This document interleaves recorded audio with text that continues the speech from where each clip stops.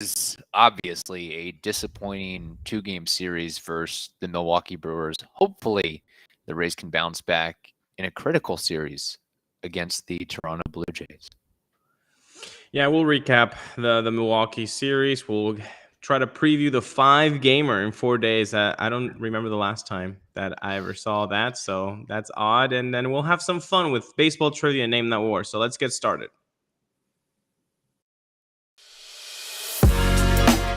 You are Locked On Rays, your daily Tampa Bay Rays podcast, part of the Locked On Podcast Network, your team every day. Hello, my name is Kevin Weiss. I'm Ulises Sambrano. And we're the host of the Locked On Rays podcast, part of the Locked On Podcast Network. Thank you for making Locked On Rays your very first listen every day. And remember, Locked On Rays is free and available on all platforms, including YouTube at Locked On Rays. You can also follow us on Twitter and Instagram at Locked On Rays. And if you're interested in being a local advertiser with the program or having us live broadcast from your place of business, email us, lockedonrays@gmail.com. You can also, if you really want to, DM us as well. All right, Ulises, let's get right into it. The Tampa Bay Rays were swept. 2-game series, but still swept by the Milwaukee Brewers at home. And I got to call you out. You poo-pooed the home run hitting ability of the Brew Crew, and they proved themselves to be the Brewer Bombers. Park Factor's my butt, man. Yeah. 6 homers across the 2 games at the Trop. It was like all they could. It was like they were an American League team. Like they were just bombing. Tellez, Urias, everybody was getting on the fun. It was a disappointing 2-gamer, man. Thank God it was only 2 games because, geez. No, they're a good team. They're a good, solid team, and it's not just the competition. Obviously, I am not going to take that away. It's the NL Central, so obviously they're getting not free wins, but easier wins than the Rays would be getting in the AL East. But they're just a solid team, and seeing Josh Hader not have it and still be okay, it's impressive. He is just a machine, that guy. But I don't know where I'm frustrated the most with the Rays in this 2-game series, just not capitalizing on mistakes, making mistakes of your own and the coaching side of things. Let's just get started with this first one. What happened in the video replay room with the Wander Franco single that you did not challenge? What happened in that supply chain of information? Who's at fault here? Because that was a hit. The ball clearly comes out of his glove in real time. Dwayne Stats and Brian Anderson are saying that ball was not caught. What happened in the video game replay? I mean, what something happened, man, and that's unfortunate because it's early in the game. You get Franco on the bases. You get a guy who, Woodruff, you don't get him to settle in right away. I don't know. I'm not saying that would have changed the game, but I like having base runners. I like having a guy who's fast like Franco on the base paths. So that's disappointing. Well, the Rays definitely, I mean, I'm sure there's got to be some mechanism, but make sure you've got a line into Dwayne and BA and say, hey, what's your angle? What's your vantage point? What did you see here? And if they're both agreeable and they see the same thing, maybe take their advice and do what you have to do. Yeah, and you mentioned it, Brandon Woodruff. I mean, terrible timing for the Rays of him coming back and just pumping, 98, 99 2-seamers in on righties. Like, that's not an easy thing to have to deal with. It's really, really frustrating what happened over the course of the 2-gamer. You have anything else on your podium? Yeah. It was Lauer. Sorry. Podium of frustration. Ulises' podium of frustrations.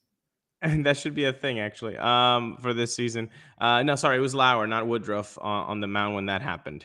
Woodruff was on the first game, correct?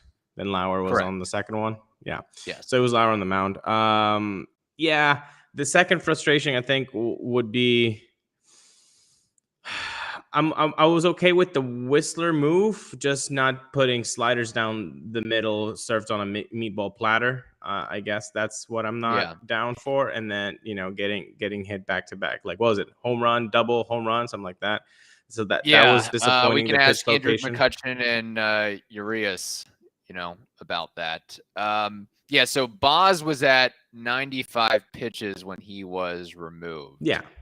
And you had to remove him. Like 95 pitches, you're not going to burn the kid out. I'm okay with that move. And I'm okay with Whistler, who's been mostly okay in this season. But yeah, it's also kind of, I don't know, man. When you're a one-trick pony sort of guy, like everybody knows you're hitting a slider. Right. You're pitching a slider. Like you just have to wait for a hanger. And that's what they did, right? You just have to miss location on one pitch and then it becomes a BP fastball. So 100%. And you're going up against Andrew McCutchen, who has been around the block a little bit. And Urias, you talk about a guy that's really come into his own after making his debut as a 20-year-old 5 years ago. And, he didn't have any power. Now he's fostered that power. He hit 23 home runs last season. And we saw what he did over the course of this 2-gamer that, hey, give a guy some time. And yeah, he'll find his power stroke. Isaac Paredes, for example. But yeah, you're so right about the one-trick pony thing. I actually did go back and look it up, and both guys, McCutchen and Urias, were hitting about 170 or so on sliders. They weren't doing well on sliders. But again, that doesn't take into account that who is on the mound is a guy that is 90% of the time he's throwing slider. And just if it's up, let it fly a little bit. And that's what happened. Yeah. And I know, you don't want to burn Shane Boz out. And really, Whistler, get one out. That's all you have to do. Get one out. But I also, I know you have to do what you have to do, but I love it when a starting pitcher can get 6, not 5 2/3, get 6, get that final out if you can. But it's different circumstances. And again,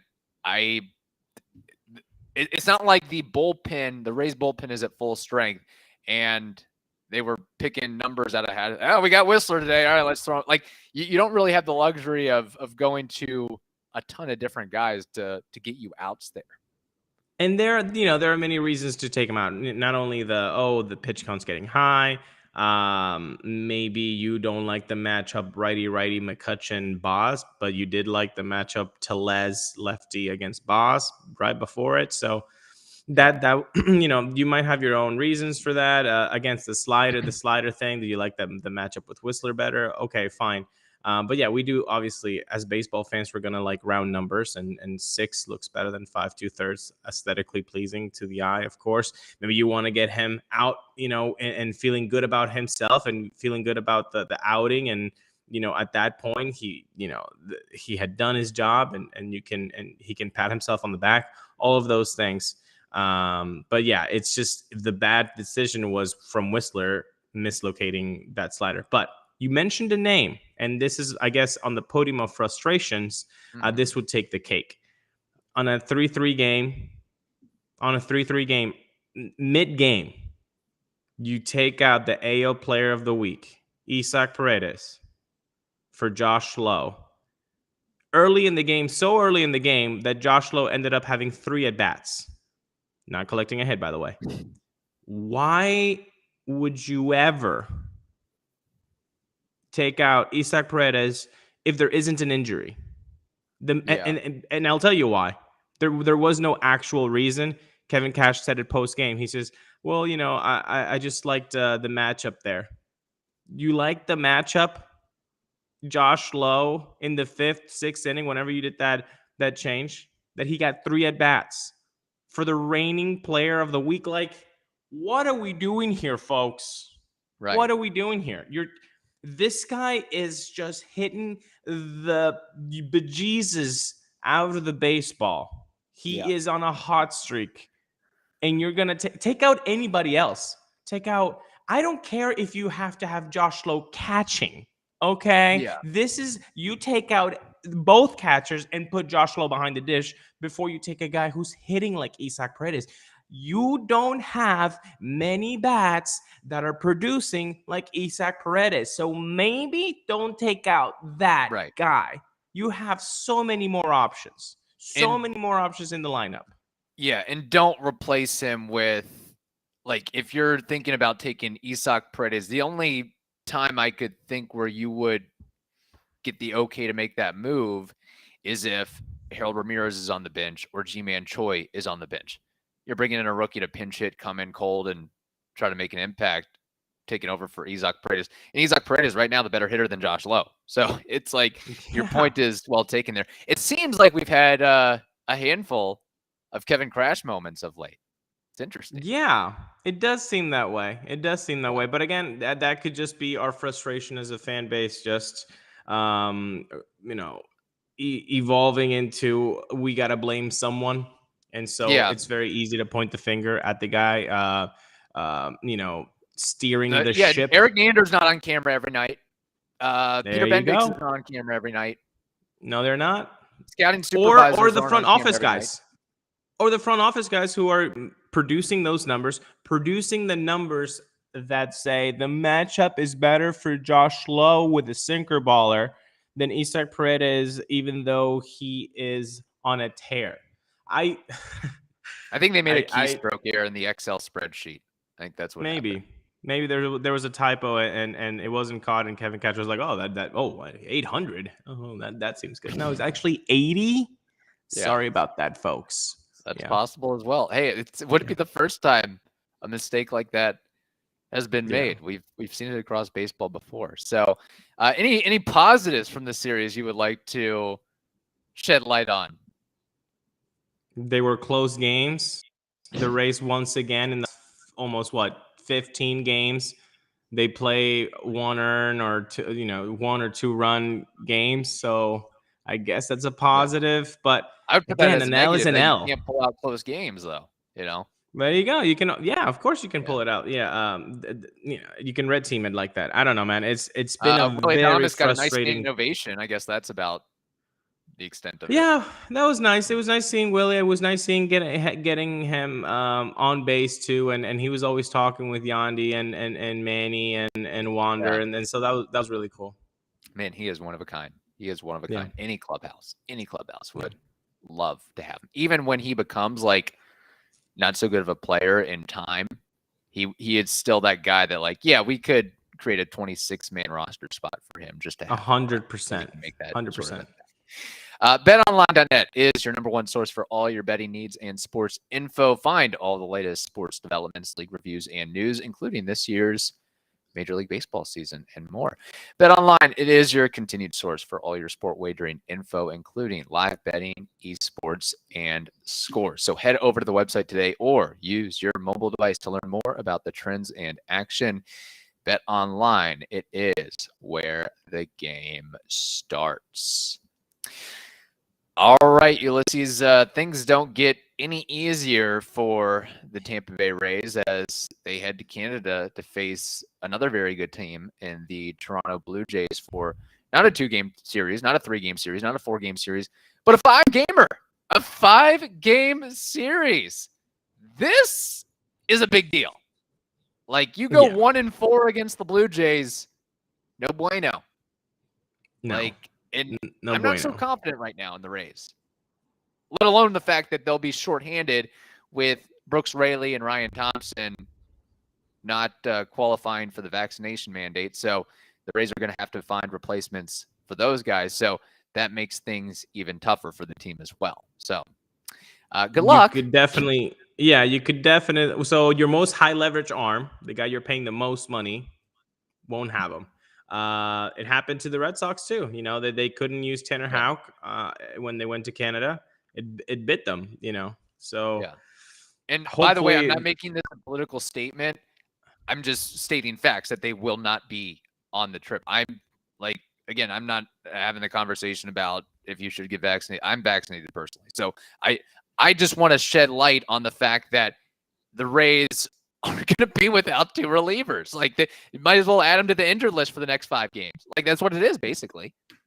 I hate how this is how we have to do the preamble before we actually get into the talk, because, you know, it's kind of like when you're talking, oh, well, Vidal Brujan is really struggling, and people are like, oh, you don't think Vidal Brujan's going to be a thing? It's like, I'm just stating the stats.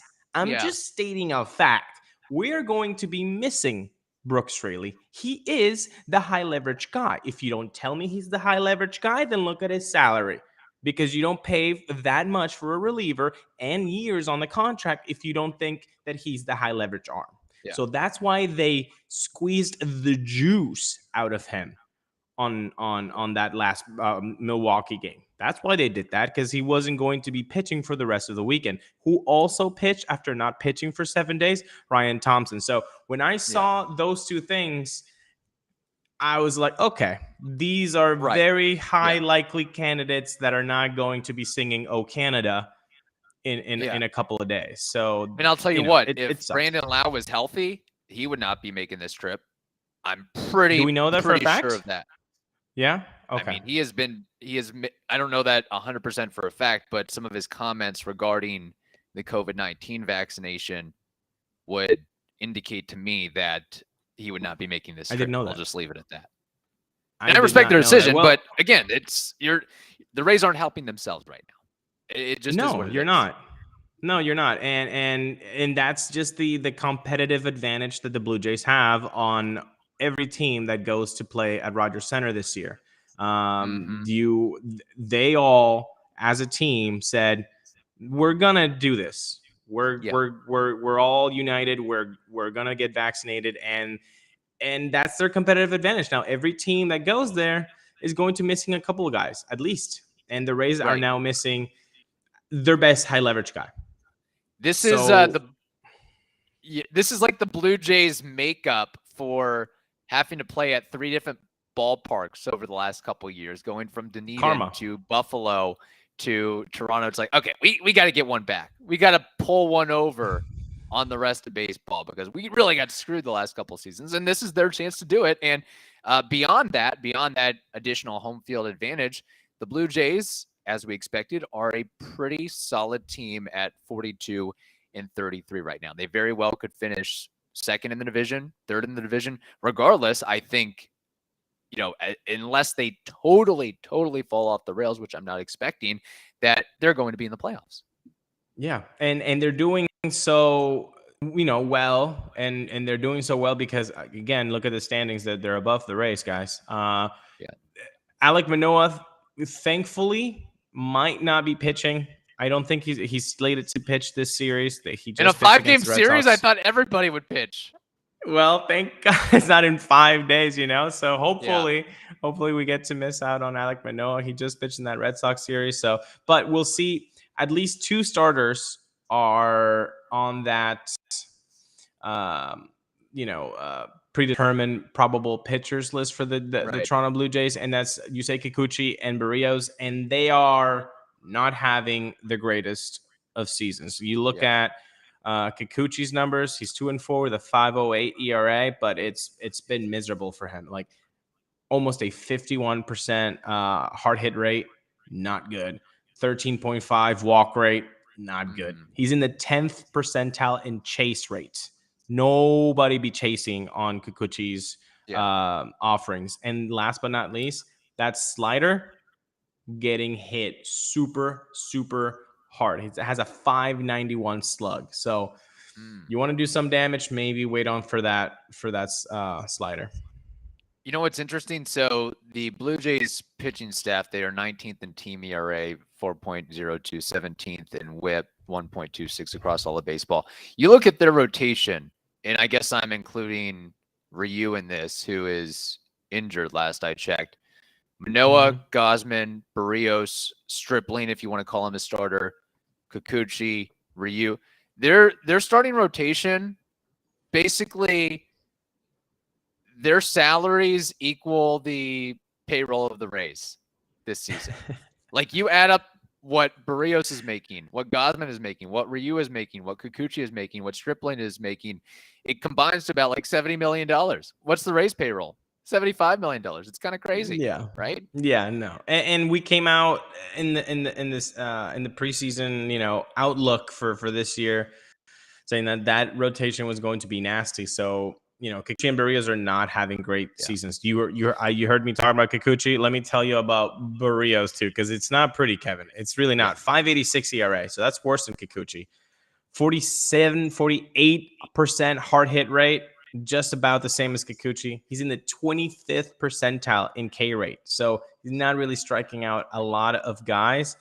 And Randy Arozarena is going to have a huge game against Barrios. Why? What do we know about Randy? He really doesn't like off speed. He doesn't like breaking balls. He likes hitting that fastball. Well, Barrios' fastball, that four seam, has a 376 batting average against and a 679 slugging. So you might see a really nice outing by Randy Arozarena against Barrios if he can make contact with that fastball. Well, I'll tell you what, the Rays absolutely are going to need to bring their firepower offensively, because the Blue Jays, tit for tat, have the best offense in baseball. They've got the highest team OPS in all the majors at 758. They're fifth in home runs and second in doubles across all of baseball. And again, it's the same characters: Vladdy Guerrero, George Springer, Bo Bichette, Matt Chapman, Alejandro Kirk. I mean, we just pick a player. I mean, Guerrero, 18 home runs. Springer, 15 home runs. Bichette, 12. Chapman, 11. Kirk, 10. A bunch of other guys with like 7 home runs. Like Teoscar Hernandez hasn't even taken off and elevated yet. And the Rays, correct me if I'm wrong. Can we talk about Kirk? He's amazing. He is. Oh, yeah. Kirk I totally buried the lead there. He is the the one catcher in baseball who's hitting. Yeah, 325, a 414 on base, and a 527 slug. So he's has an OPS of 941. Like you said, 10 bombs. But the stats on him are incredible. 98th percentile in K rate. So that is impressive to be in that 96th percentile in framing. So he's not only just a bat first guy, he actually helps out his pitching core too. So really, really good stuff from Alejandro Kirk this year. It's going to be a tough matchup. It's going to be a tough 5 games. Yeah. Now, I don't know what to expect regarding like a 3-2 split, a 4-1. Definitely don't want to see a 1-4. I don't think any of these teams are going to go 5-0. So you can take it off. But the 1-4, that's what I'm afraid of. And that could be scaring you.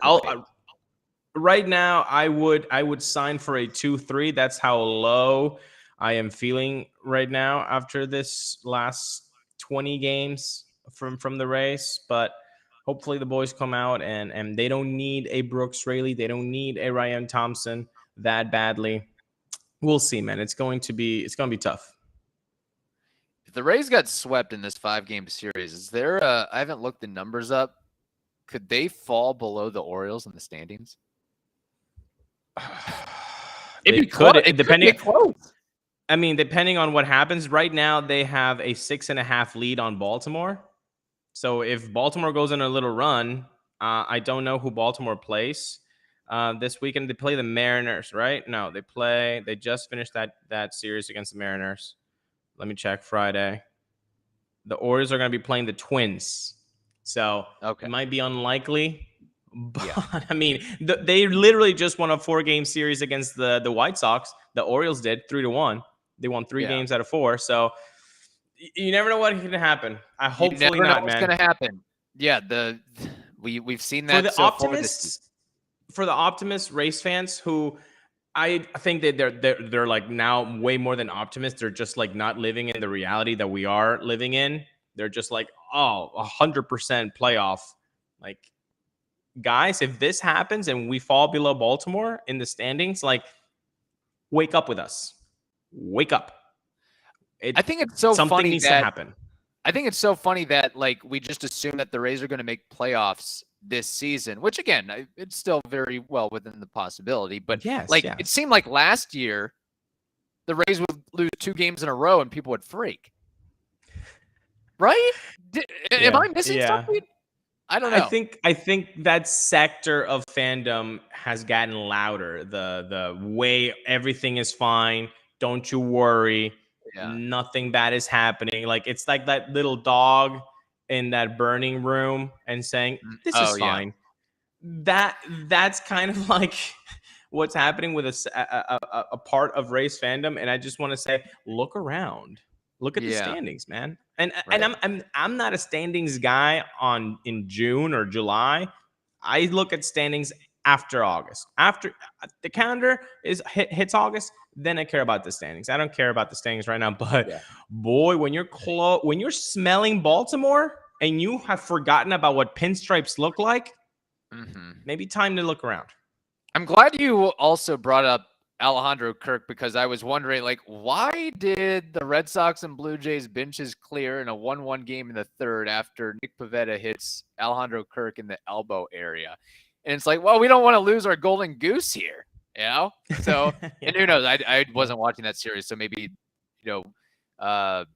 heads were getting heated over the course of that series, and it is in division and so forth. But I was like, it's not like it's a blowout and you're trying to get revenge. It's, the Red Sox are trying to win too as well, but maybe I understand it a little bit more. All right, let's have some fun. Friday episode. Baseball trivia, name that war. Ulises, I think you are going to like my trivia question for you. It somewhat ties into the terrific run that Isaac Paredes has had as of late. Paredes, he hit 3 home runs in a game, but 4 home runs across 4 at-bats over 2 games, correct? Yes. Okay. This is a little bit of a twist on that, because it got me thinking, how many guys have hit 4 home runs in a single game? Not 4 at-bats, but in a single game. And the list in baseball history is pretty short. There are currently 18 players in Major League Baseball history who have hit 4 homers in a single game. I need you to name 3 of those players all time, and you get 3 strikes. I think I remember this name, so I'm just going to throw it. Josh Hamilton. Josh Hamilton is correct. He did it on May 8th, 2012. Nice. Let me pat myself on the back for that one. Former Devil Ray. Or Devil Ray draftee. What could have been? Imagine Josh Hamilton with that team plus Bobby Abreu never being traded to the Phillies. Oh my God, what could have been? Insane. Oh, all right. Tears. Buster Posey drafted. Let's not go there yet. Fans. Yeah. Okay. Josh Hamilton. Okay. 4 home runs in 1 game. It seems silly that this guy would have never done it, but I'm going to say Barry Bonds. Strike 1. It's never the likely names, is it? Yeah. No. All right.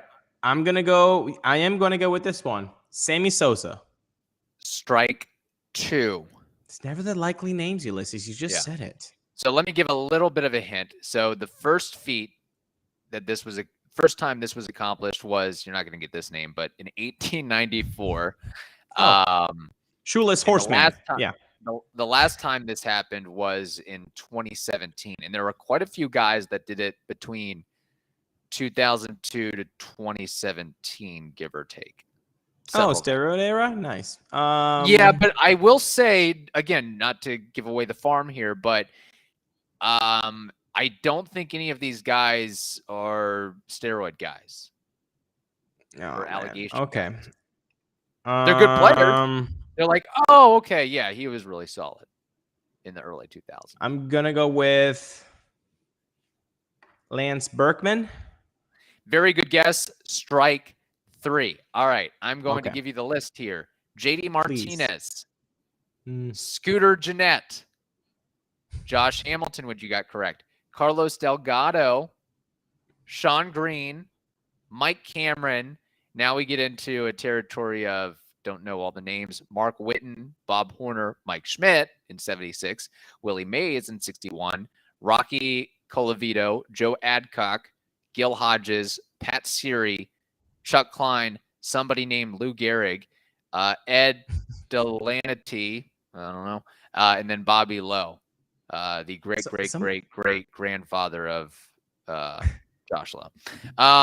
So yeah, that's some of these names of these old time names are so funny, man. I know. I don't know It's why. like They always have like yeah, exactly. Like Gil Hodges. their middle name is like Pennyhose, and then you're like, what? What is that for real? Like, what are you talking about? No, exactly. So there you go. I thought it'd be a little bit of a fun question, not an easy question, but bring up the history a little. I do remember the JD Martinez ones, and I feel just so bad about not remembering that one. Okay, well. Yeah, let's turn it around on you, and let's play a little bit of Name That War, where we take a retired player and we ask, what is their career baseball reference war? So you got to name that war, Kevin. And today's Name That War person will be your favorite, you love him, Eric Chavez. What is his baseball reference war? Oakland Athletics legend who also played for the Yankees. Am I correct in saying that? He did for a couple of seasons, yeah. Okay. I'm going to say he absolutely played over 10 years. I believe he made a couple of all-star appearances as well. Something tells me in his heyday, he wasn't quite as valued as he probably should have been. Not a Hall of Famer by any means, but just going to kind of run through a general list of numbers here. Probably won a couple Gold Gloves. I'm going to say he batted about 275 for his career and had around between 200 to 230 home runs for his career. Maybe I'm shortchanging him a little bit. All right, let me just name the war here. I'm going to say 32. Not a bad guess. His career war, according to Baseball Reference, is 38.3. Not a bad guess, Kevin. 38.3. Very surprising. He actually won. This is not surprising. He did won 6 Gold Gloves. He won a Silver Slugger. But what was surprising to me, looking at the numbers, especially like the first 8 years, he was never an All-Star. Can you believe that? Like, that was a name that we grew up saying, oh, this is a really good player. This is a really good player. And he never got an All-Star nomination. Unreal. He batted 268 with a 342 on base, 475 slugging. So he was a 818 career OPS guy for the OPS plus people in the back. That's a 115. So he was 15% better than his comrades. Just 260 home runs, so you did shortchange him just a little bit on the homers. But, yeah, just an impressive guy that never got an All-Star. And he got MVP nominations, very down ballot, 14, 17, 21. But impressive career nonetheless, man. I think steroid era probably dinged him a little bit because he started in 98, and then a lot of his good years were between 98 and 2004, 2005. And then, he putting up tremendous numbers, but then you got another, infielder that's putting up 45 home runs in a season. What do you do? And I guess, wasn't it during that time that the Athletics had some really good starting pitchers, and that's how, maybe they got. Maybe those are the same. Yeah. Yeah. So anyway, that's a good one. I love those in-betweens where not quite a Hall of Famer, but still very, very, very good career. So, all right. Hopefully the Rays put on a very, very good series. We'll see. Anyway, thank you for making the Locked On Rays podcast your very first listen every day. Now make your second listen the Locked On MLB Prospects podcast. That is also free and available on all platforms. As a reminder, if you want to advertise with us or have us broadcast live from your place of business, lockedonrays@gmail.com. Hope you all have a wonderful day. Stay safe. Enjoy your July 4th weekend, and we will talk to you soon.